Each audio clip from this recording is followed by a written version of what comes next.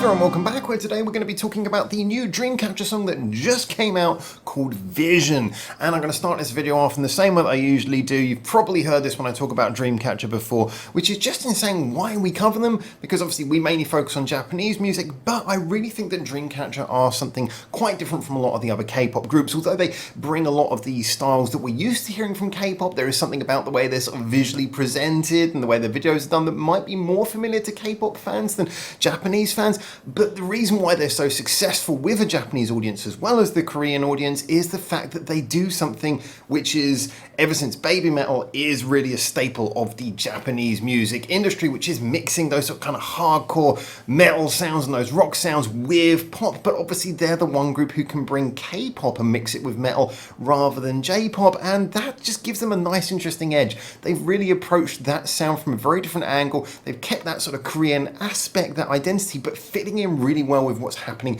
in the Japanese music industry, and so they are absolutely relevant to be talked about when we're talking about artists as well who are also doing that in Japan, doing that metal pop fusion.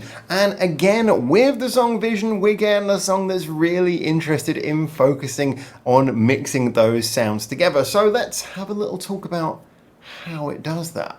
Now, obviously, they're walking us into what I believe is their 7th mini album now, and so they really want to land with an identity. It's got to be a single, it's got to be a song that is catchy. It's not going to be them being overly experimental, and yet at the same time, Dreamcatcher in their very sound, as I say, really go forwards things that are sort of a fusion sound. So what we get here is a song that basically keeps that sort of normal formula of verse, chorus, bridge, chorus that you'd expect. They do the nice thing of having the hip hop, the rap bits, Dami doing her verse in this as the beginning of the second verse here. It's following a formula that again is what we'd expect from a Dreamcatcher single.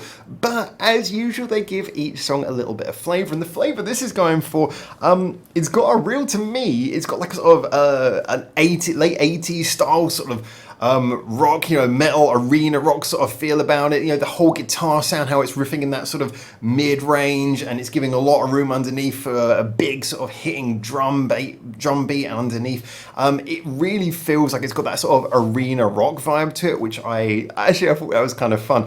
It was nice in the way that it sort of had a little nod back to that sound. And it is a sound that is big. Like I say, you get the guitar sound at the center that really drives everything. It's quite simple, but it gives room for the vocals to be melodic, to be catchy, and the beat to also have the impact it needs. So I really thought that was a fantastic choice. Now, when we break down the individual sections of the song, first of all, we should look at the chorus. And the chorus was kind of an interesting one here, because again, fairly simple, fairly normal territory for more of the sort of singles aspect of what Dreamcatcher do. It's kind of got a sort of a repeating vibe. It's very earwormy, but one of the things I liked is that each time they sing like the chorus line, it ends on a sort of a descending cadence. Da, da, da, da, da. I completely messed that up. It's a descending cadence. But what I kind of liked about that is that when it gets to the last note, it goes up again, just a little bit, just enough. And the reason why this is quite good is because when you've got a chorus that ends with a descending line, it can almost be too much of a resolution. It can almost kind of resolve things too much, which means that then if you want to sing the chorus again, you kind of have to re-inject the energy. Having that little note going up again, sort of it resolves, but just as it's resolving, goes up, and we're going to go back round. It sort of returns some of the energy, gives back some of the energy so you can sing the chorus again, or so you can shoot into the next verse. I like that. I thought that was a nice little touch in the way that the chorus was constructed, and again, helps the fact that they are clearly aiming towards something of an anthemic sound here. So having the chorus, keeping the energy going, really important. Love the way they delivered that. Now I always take a little bit of time out to talk about Dami and doing the rap verses. I like what she does in so many of the songs. There are some of the songs where I feel like she gets a chance to really use a lot of skill, and some of them where she kind of just does, just kind of does enough. And that's kind of what this song is. She doesn't really do much of a verse here, just kind of has a fairly simple sort of rhythm, and it's more just she's there at the beginning of the second verse to set that up, to make the second verse a bit different from the first one. That's fine. She's just playing a fairly normal role in this, but again, kind of adds a nice little change to going more towards that sort of skipped rhythmic feel that you get from rapping. But overall, there is a lot of vocal work going on here, and again, we get to hear Dreamcatcher actually delivering more of a song. I do like the songs where we hear them sing more. I have mentioned there's a couple of those songs where the choruses more relied on a sort of instrumental loop. I like the ones where you get to hear them sing a chorus that makes you want to sing along. Again, with this being a kind of an anthemically focused song, that was important, and they delivered here. Just their voices are nice. They kind of have that, at the same time they have that melodic kind of pop value that you'd expect from a K-pop group, but they twist that on its head by also giving a little bit of there's a bit of power and attitude when they sing.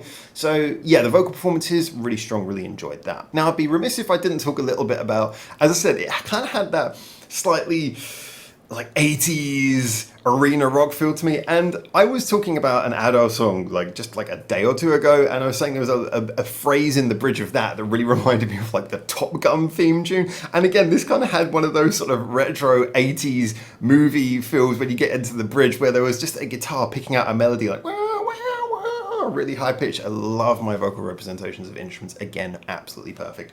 And just it was doing that with a big echo behind it, and I was really thinking, yeah, this is definitely going for that kind of retro old school 80s feel. And there was, in a way, that vibe hitting my hat. Hat indoors, who needs it? No hair.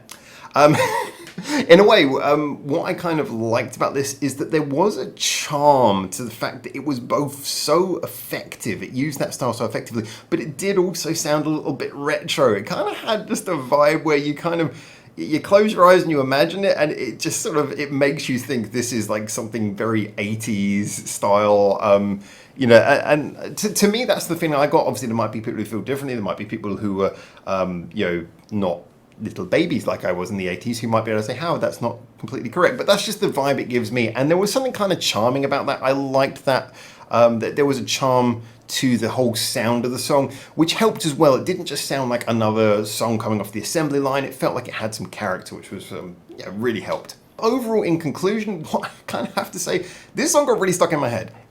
As I mentioned, it's a single. It's what you'd expect from a Dreamcatcher single. It's not trying to be overly challenging, overly complicated. So yes, it's probably going to fit well in the playlist after you've heard it 10 or 20 times, but it definitely is catchy enough to get several replays itself. It has, like I say, a bit of charm. I was mentioning the other day, I did a whole video about my feelings about what's going to happen to sort of more normal K-pop, and my feeling about how that as a genre is not going to be able to maintain the sort of cultural power it has now. Like all things, it will be a phase, but this is where artists like Dreamcatcher really have a strength. They are appealing to a sound that is not quite as big. This is why they don't have the fame of other artists like your Blackpinks and your BTS and all that. They are appealing to a sound that's a little bit more niche. They're appealing to people who I think are probably more into music, dare I say.